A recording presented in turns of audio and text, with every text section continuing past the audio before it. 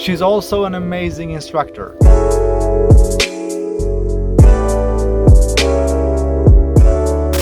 And these days we have a lot of teachers, even more teachers than social And students. dancers. If you feel like you want to teach, go ahead, because you will learn. But for me, it's rare to find a teacher who can explain things so well. So there are some out there, and Trudy is definitely one of them. Unfortunately, Trudy, I would say, in my opinion, you haven't got the recognition that you deserve. Because I'm shy.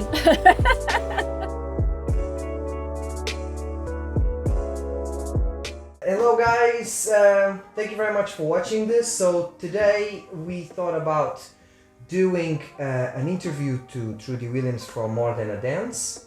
And the reason why is because her class format is very different from anything that we have experienced so far. Usually things go into either variations nowadays, isn't it? Either variations or the typical routine. And that's pretty much what we get 95% of the cases. And you don't get any sort of like background information. Like, so basically you teach to run before, in a lot of cases, before you can even walk. You can't even walk.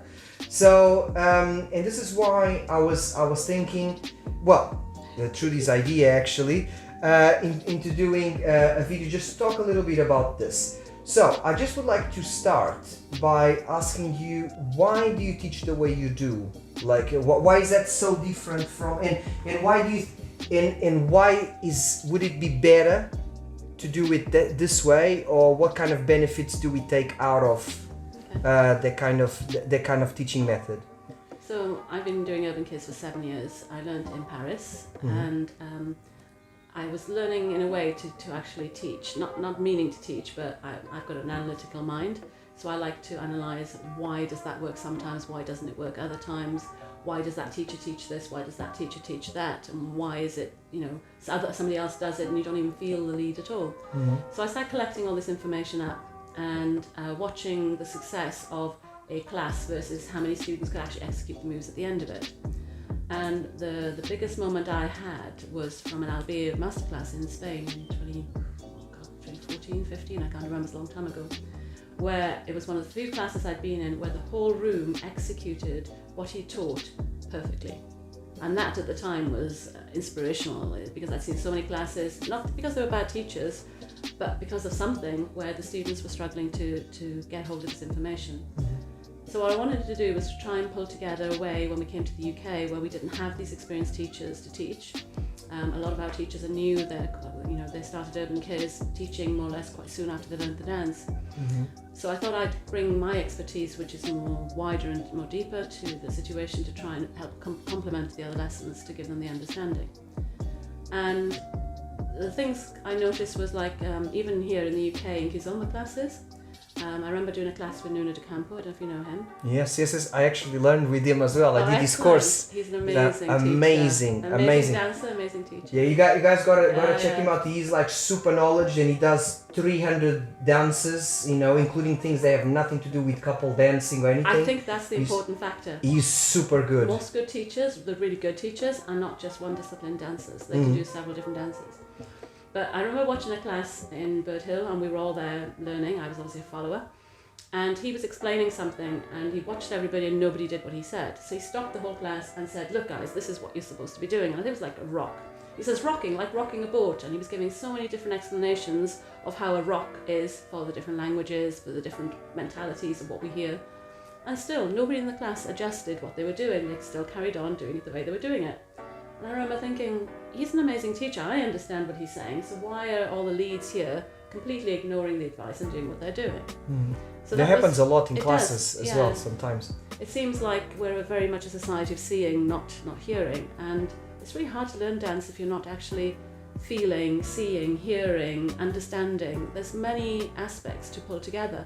And if you don't bring that all together, then how are you going to learn a dance? One thing that you usually talk about, and you hear like Trudy talk about this all the time, is that every time we are commenting on somebody's dance or somebody's, I don't know, technique or whatever, the tendencies that we all, and that's including myself and everybody that I know, is how it looks. Oh, this guy must be a good dancer because he looks tidy, or he looks like this, or he looks like that. Trudy was one of the first people that actually says, yeah, fair enough, but how does that feel while dancing?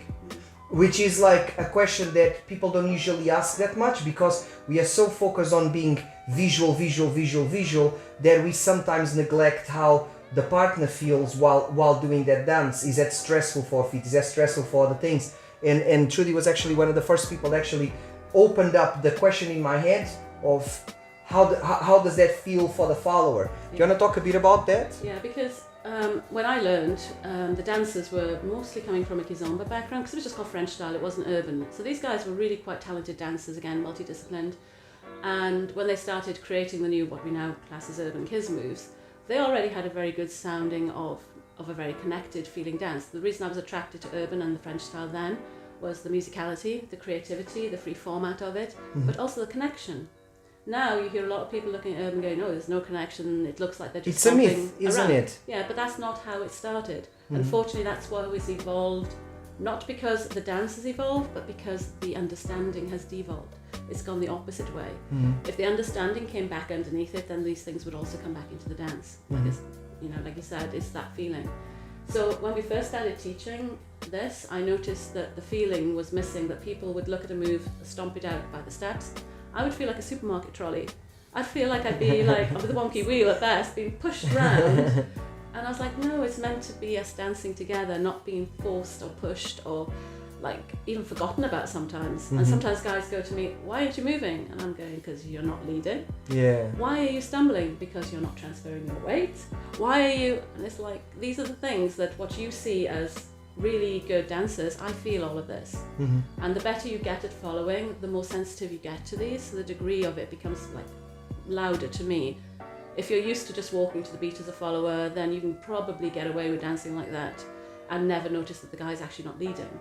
But if you're a true follower, which is how I am and a lot of the top dancers in urban kiz are, because that's where the musicality and the magic happens, then you feel when somebody hasn't transferred their weight and therefore you're not on the right foot to step. You feel when you're tipped forward and your balance isn't being given back to you. You feel when you're being held too tight and you can't move. And these are the things typically I experience when I'm dancing in the UK. There is a bit of a myth, and it's actually quite contradictory as well, that the main homework should be done by the men. And that's something that you strongly against. You think that the work should be equal, isn't it? Why is that? The women have a job to do. It's quite easy for a lot of girls to skip classes because they think, oh, I just have to follow the guy, there's nothing I have to do. But following is an art, and you know, I could show it when I lead guys. You can feel how complicated it is. Yeah, all of a sudden you make me do things that I didn't even know I could, like, within the following realm. Exactly, so. and that's how it's supposed to be. That's the magic. But only when you follow, you still had to learn a few rules in order for you to do that. You had to learn to control your frame, to make a good connection, to control your weight and the way you stepped. And once you learn those, then yes, you don't have to learn moves, but you still have to get your body to operate in a way that gives that information. And that's what's missing with a lot of dancers. They've never learned to learn these things. And it's quite interesting, when you go to classes, as a woman learning routines, you spend the first 45 minutes being abused, basically. While you guys are all learning your steps and falling over and looking over your shoulder at the teacher, knocking us over. Yeah. So the girls get into the habit of just doing the steps they saw. So then the guy thinks, oh, I must be doing amazingly because the girl's doing, but she's just stepping it herself. Yeah. So that's where the problem starts. Yeah, it's Then, rehearsed almost. in the last 15 minutes, maybe 10 minutes, finally the guys are getting it, and finally the girls are getting to feel what it feels like to be led, and then the class is over. And then instead of going onto the social dance floor and actually practicing so the girls now can start to learn, it's never danced again. Yeah. So the girls actually don't get to learn. And I've noticed, because I do exercises that are aimed at giving the girls some experience, which doesn't mean that they should be boring for the guys, there's still a lot for the guys to learn, but it's just not what they're expecting to learn, then they look bored. And it's like, hang on, she needs to learn too. You can't improve until she improves. So Yes. we're working together. So sometimes the guys have their effort, then the girls have to catch up, then the guys have to catch up, and the girls. So if you don't have that kind of learning environment where both of the lead and the follow roles are explained, then you never get to a point that you can improve either. You get stuck. The thing is, it feels to me like there is like almost like a self-fulfilling prophecy that even if we learn the proper technique, we go onto the dance floor and then we have to go back onto what we used to do before, Compensating. because sometimes the ladies, sometimes the guys are not applying some of the principles that they should be learning, but because they're like taught just mostly like routines or specific things, like more to do with the visual aspect rather than how it feels in the actual foundation. I see myself, like since I started like doing some classes with you as well, I see myself like, okay, I learned this, but now I'm dancing like socially and I have to go back onto the old method, otherwise I won't be able to, for example, make the lady block when I wanted to block, or accelerate when I wanted to accelerate. Exactly. And so this is where you think that it should be a conjoint effort, not only one-sided, right? Well, it's not just that. Even students that I've taught the right way will come back to me and say, but Trudy, we tried the way you taught us, but the girls aren't following, therefore I have to go back to my old way. And now, because of the way Urban Kids has been introduced into the UK, through the routine type teaching, then a lot of people are out there dancing and just compensating the best they can to get through the dances. And that's okay if that's all you want to do. But, you know, when I try and say to people, learn the technique, they go, but you know, you're being a perfectionist, this is social dancing. And I'm like, well, no, there's two people in this dance. And if I'm uncomfortable, which is how I mostly am, because you can't transfer your weight or do the simple techniques of leading properly, then I'm going to be uncomfortable as a dancer. And I think that's quite selfish from either a follower or a lead's perspective to not learn the techniques I talk about are the communication techniques. It's not some like, how to do acrobatics or swing from your head. This is how do we communicate as a lead and a follow, the give and the take. How do we communicate so that the guy doesn't have a bad back at the end of the night and the girl doesn't have her feet stepped on and aching legs from having to hold her own balance all the time. That's the technique I want to teach. And when guys say to me, but I just feel that it's kind of spiraling out of control because everybody now is like, but I danced with her and she didn't say anything. Well, no, maybe she was controlling her own weight, stepping to the beat, so she doesn't even know that you're not leading properly. But I'm dancing like I was dancing in Paris, and maybe that's where I'm going wrong. Maybe I need to stop dancing like that and just walk and just not do any leading. But that's the difference between leading and following together, as opposed to two people dancing their own dance and somehow just managing to kind of get through the dance of it. But to me, that is what social dancing is the communication between two people. Going back to the initial topic you were saying about connection and Urban Kids and stuff, one aspect that I find quite interesting about the way you follow is that every time I dance with you and it's urban, for a split second I always think, you are actually connecting more than a Kizomba person would. Yes. It's very interesting. Good point. And you know and you know why I say this? Because there is a moment, when we go forward the connection is easy. But when we go back, the Kizomba lady not always comes back. Exactly. And it doesn't matter how back I go, you always follow me. Yeah. So it feels, yes, completely. So it feels like, strangely enough, we're dancing urban and there's way more connection here than it would happen in Kizomba. And also, funnily enough, doesn't stop there, also on the legs as well, I feel the same. So if I'm pulling my leg back, again, when you pull the leg forward and you push the lady's leg, it's easy to be connected.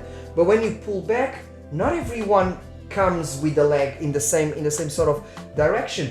So you really follow. It's almost like glue, really. Yeah, or Velcro, I say. But Yes. Because sometimes I have to give you back to Joss.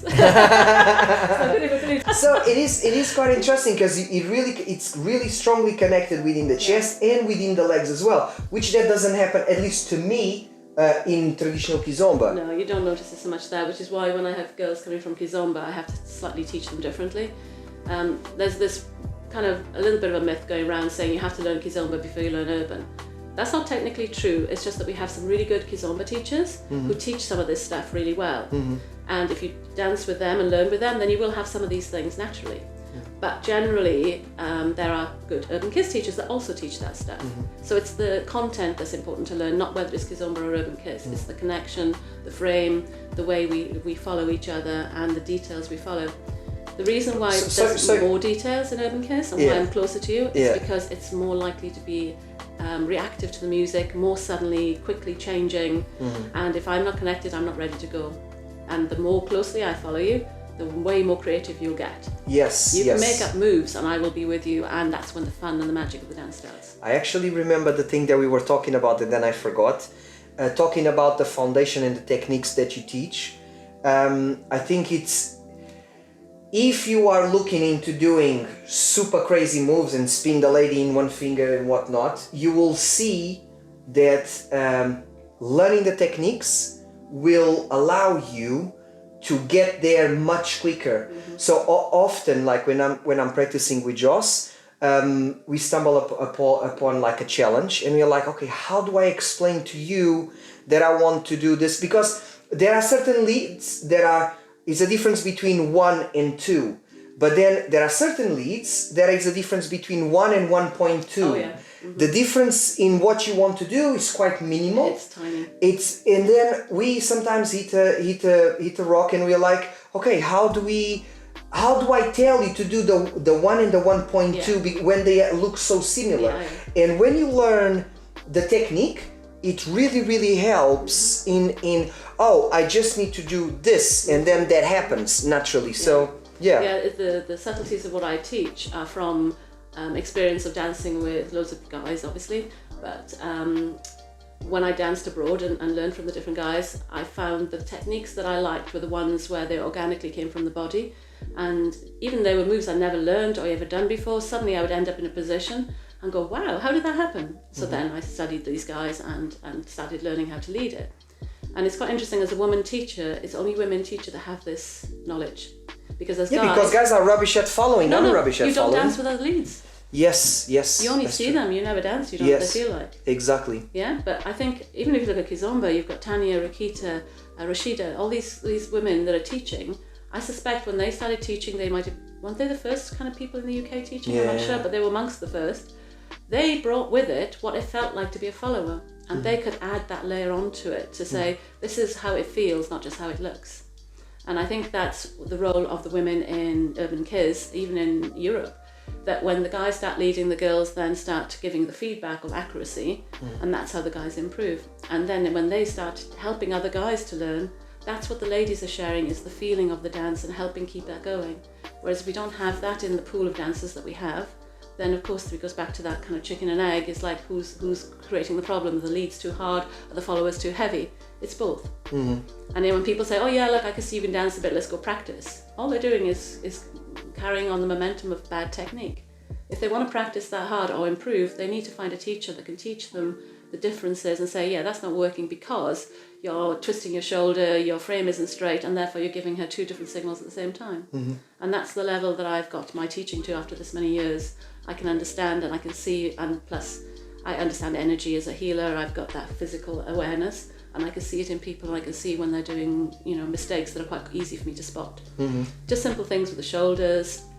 We did a move earlier where you said, how do I show you the difference between keep running backwards and stopping? The number of guys that kind of want to push me away but then block me across my back with their hand, that's quite common, and they're going, why didn't you step back? You're blocking me with a hand on my back, so I can't go anywhere. I can feel it stopping. You need to release that and push. And that's hard. I know it's hard, because when you're concentrating on pushing with your chest, you forget there's a hand you're blocking. We've all done it. I've done, what's it called, yacht surfing or land yachting. I did the same. They said, if you start capsizing, let go of the sail and turn into the wind. Well, I turned into the wind, I didn't let go of the sail, so the next bit the brain just didn't process the two things. I only remembered one thing. So this is normal learning. This is how it goes. But to be honest, in leading, that's something that we should already start practicing. It's almost like learning an instrument. One hand does one thing, the other hand does another thing. Of course, you're not going to do it straight away, but you have to keep insisting, and eventually you'll just get it.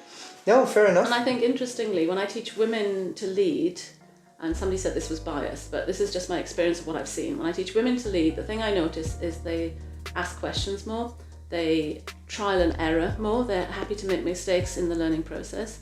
They want to try variations straight away and see what happens if you do all this. And they listen as well as watch what's going on.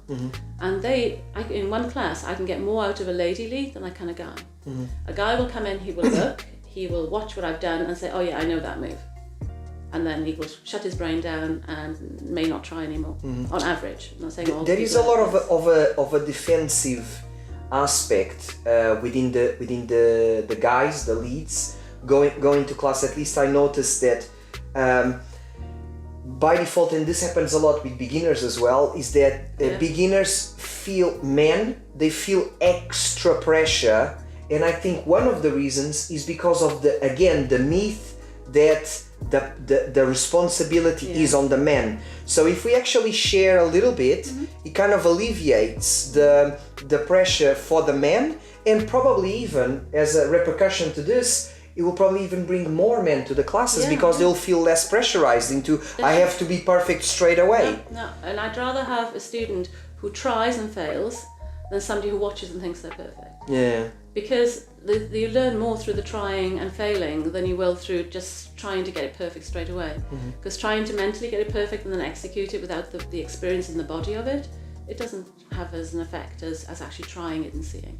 Because this is part of one of the exercises we do, is not just to do a Saida, but feel it blindfolded, because I know there's lots of blindfold exercises, but the blindfold on its own is not effective unless the teacher can tell you what you're supposed to feel in your body and what you're looking for in your body, which is why we're taking the eyes away, so you feel instead. And if you're then feeling the movement and you can feel if the lady's transferred her weight, it becomes more of a body intelligence rather than a mental intelligence. And then you can play, and the more playful you are, like I said, those are the students that we want in this dance, because this dance is creative, it's playful. And the more open to the fun of this you are and playing these games, which interestingly abroad, they are. Yeah. I remember doing one of these classes, probably people won't even know who these are. We're on like the third generation of Urban Kids dancers now, so I know quite a lot of generations. And Kaim and Marine, they came here to the UK. Oh yeah, they are amazing. I know that they do very creative and workshops. super creative, yes. Exactly. Super creative. And they came here and tried to do that here. Oh dear. Everybody, the guys were all really tense and defensive. They were like, you didn't tell us how to get into this move or how to get out of it. And he's going, this is the point. If you try it yourself, you're more likely to remember the move. You're more likely to dance this than if you let me incorporate spoon it feed into you your own style what as to do. well. Exactly. Yeah. So no more spoon feeding. Play with it and make it your own. There's so many combinations of moves you can make yourself. But this is the same thing. Like when you go in when you are in school or something like that, and you are in an advanced course, they are not going to explain you like the foundation every time. Isn't it? They already assume that you can figure it out a certain amount of information on yourself as well. Exactly. Yeah, no, makes sense. And there's a responsibility as a student if you're going to class. You can't expect the teacher to be the one always giving you the information. You're there as a student to learn. So it's your job to learn, ask questions, to explore yourself, and to get to know yourself and your body through the movements so that you can make the decisions yourself on what move do you like, why do you like this one more, what don't you like about that one, well if we change this bit, would you like it then? Yes, okay, then this is your dance.